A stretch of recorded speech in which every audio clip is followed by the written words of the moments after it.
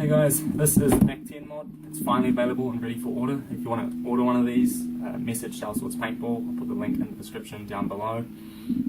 Sorry the release date of this got pushed back later than what I wanted to. There were some things that came up, like a job interview 3 hours away on my busiest uni day, which put me back quite a bit. Drunk people tripping over a power cord, which shut off the circuit breaker. That put me back another 24 hours. Things like that, but it wasn't all bad. I managed to improve the trigger system a little bit in that time and change up some things with the MAC release. So this project started off as my response to First Strike's new pistol, the FSC, which is their compact version of the T8.1 pretty much. That's what I sort of see it as, or what I've read about it. That's what it kind of looks like, which was great, you know, lighter mags, smaller pistol in general, but I couldn't see how they justified the price tag at $350 US apparently when it comes out, when the T8.1 by itself is only $200. So I couldn't see how that worked, so I decided to make my own smaller pistol. So the MAC 10 mod based off the MAC 10 or MAC 11, I tried to keep the look generally like that with some changes with the rail here and whatnot. It uses SAM mags, or a die-dam magazine sliced in half, same as my First Strike C96, so the mags are interchangeable there. I go over how to make these mags in the video on First Strike C96, so if you haven't seen that, go watch that. The only difference is when cutting them in half, you see this shield emblem around here, you need to file back or cut back the top part of it, if you can see it, hopefully. Just this top part here. Just get rid of that, and on the other side as well, and then it should fit in fine. But yeah, the mags fit the same in both markets, or both kits. Basically, this is a lighter, smaller version of the T8.1 with different mags, much cheaper mags. So these, I'm not selling them, you have to buy them and then cut them in half yourself, so you save a lot of money that way. In the States you can get these, if you get a twin pack, then cut the mags in half, so you get 4 mags costing about $6 each. Or if you get the short ones, that are 5 or 6 rounds, they're about $5 each. So what I think is the cheapest mags in mag feed, and very good quality mags. A couple other changes, the trigger pull, it is very short compared to the standard Tiberius pistol, as you can see, size comparison here. But yeah, much shorter trigger pull. This kit actually uses the original trigger and linkage arm and spring and all that, so not printed, get the original nice feeling. Has a removable tactical rail. I've got this grip on it because I reckon it looks pretty cool with it. This is not included in the kit, so yeah, the kit will include basically the lower conversion kit. No mods need to be done to the T8.1. It doesn't include the foregrip or the mags or the marker itself. It will work on the Tiberius and First Strike T8.1 and T9.1, not the T8 or T9, because it needs to be remote line, unfortunately, because there's nowhere to fit the airline back here. One last thing before I break it down, the mag release, it's actually a button back here. This is basically because there's nothing to catch up here where it usually is on the other pistols. So I put an indent in here, and that's the mag release button, so you just push that, eject the mag, and it clicks in place. No friction fits or anything like that. There's basically 2 ways to eject the mag. If you're running it as a pistol, then what you do is just swing it forward and hit it with your thumb, and eject the mag like that. This is one-handed. Or if you're running it with 2 hands and you eject the mag with your hands not holding the marker, just push it down with your thumb and put it in. So simple 2 ways to eject the mag.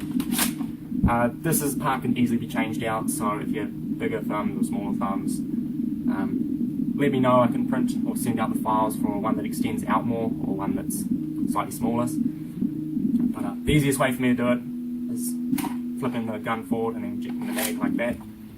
So it's indented, like I said, so there's no way you can eject it by holding it or like gripping it too firmly. So it's not going to accidentally bump the mag out.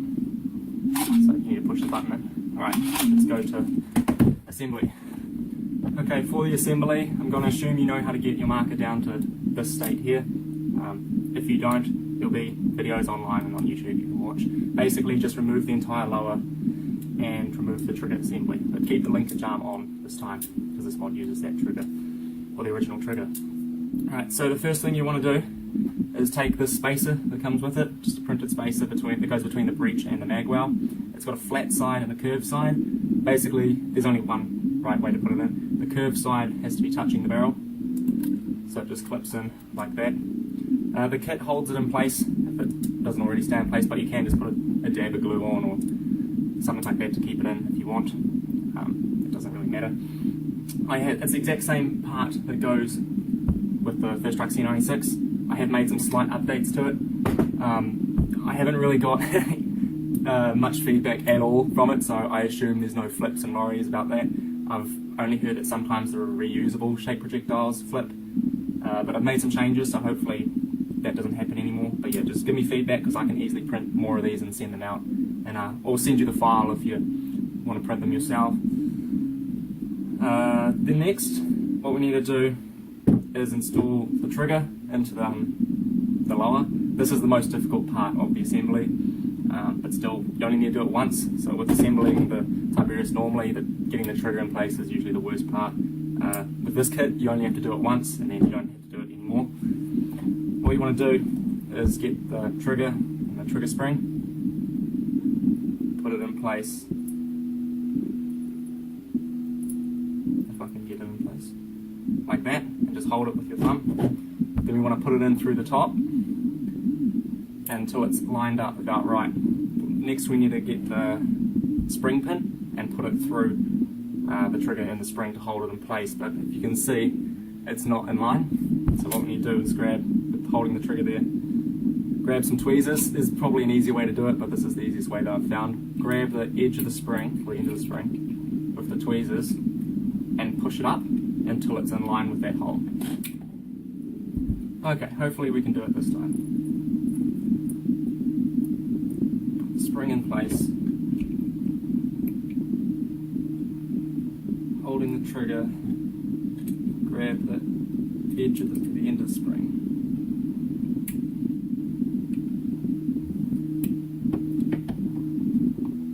Lift it in place.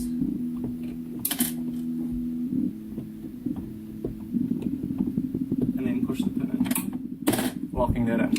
That's the most difficult part. Once you do that, you don't have to do it again. Next, you want to take the trigger pin, or the pivot pin, and then put it through, holding the trigger in place. Now, this part is actually a bit too long, the original one, so you can cut it, which I haven't done yet. But as you can see, that sticks out a bit. You can cut it so it sits nice and flush. You can buy replacement trigger pins for 95 cents from Rockstar Tactical. So you can buy a spare one and then cut one for this kit if you ever want to convert it back. So yeah, completely reversible mod. But yeah, push that till it's about in line. But yeah, then you can trim that off if you want, or you can just leave it. It doesn't really matter. So that's the trigger part done. Next, you need to decide if you want to run it with the rail or without the rail. Because the rail will need to go on first before you put the lower on, but if you want to run it without, and you just put it on like that, you can see it's a nice small compact pistol, and then nothing's stopping you from doing this on a T9.1 and machining the front off, so you can have a really, really compact pistol. But for this installation, we'll put the rail on. Usually it won't have a foregrip on it, but what you need to do is put the rail on, get this front bolt that's included with it, and then tighten it up just a little bit. Well, do it tight and then undo it a little bit, just so it's firmly in place. It still has a little bit of wobble to it. Next, you want to lift this linkage arm up and then just wriggle the kit lower until it clicks in place. Then you want to push this linkage arm down and then back and then lock it in place, and that locks the trigger down. Then there's 3 bolts you need to put on. First is the M5 bolt that goes through the rail, and then we'll tighten this up.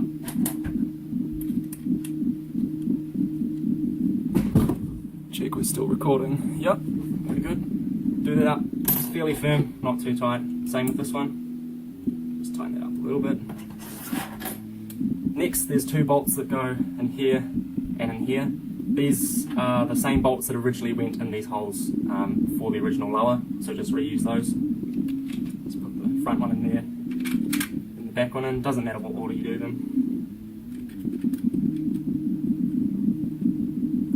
And then tighten them up. Firm, but not too tight. Same with this one.